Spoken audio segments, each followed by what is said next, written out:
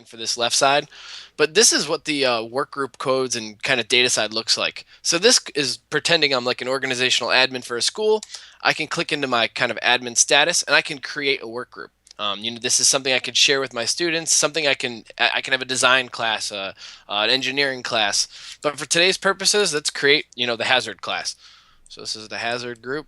I can either give those students queuing or print permissions. That definitely matters. For some schools, you might have 2 super admins who can print, but 100 students who can only queue.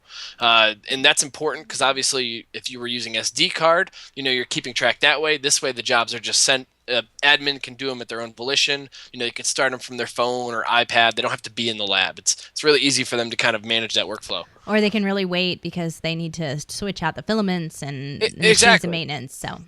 Mm-hmm. And the job's not forgotten because they stay in order from when they were sent. So say someone sent something on a Tuesday, admin comes in on Thursday, they're not skipping that person in the order. It's just they can choose on their own volition. So let's create our code Hazz. All we need to do now is take our printer, because there's no printers and no users in this. I'm going to add my MakerBot here, one of these BK ones, to the hazard work group. Click Save. And I'm going to go actually sign back out and sign in to a new name, and I'm just going to add these printers.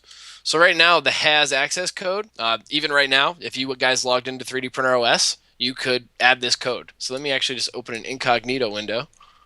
I'm going to log into my account and add the hazard printer.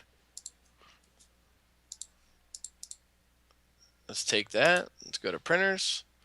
For a student, all they need to click is add workgroup access. So let me actually close out a bunch of these printers so you guys can see this be added. As you can see, I have quite a few printers. So I'm going to add my workgroup code. I'm going to connect to the workgroup. Connecting. It's this one right here. It's the BK desk's left side. So as you can see, it just makes it really easy for a student to access that printer. From our little piece before, as you can see, we could actually live view into the Cloud Duck printing. So you can see this is kind of live viewing in. And it's getting started. There you go. Exactly. It just finished heating.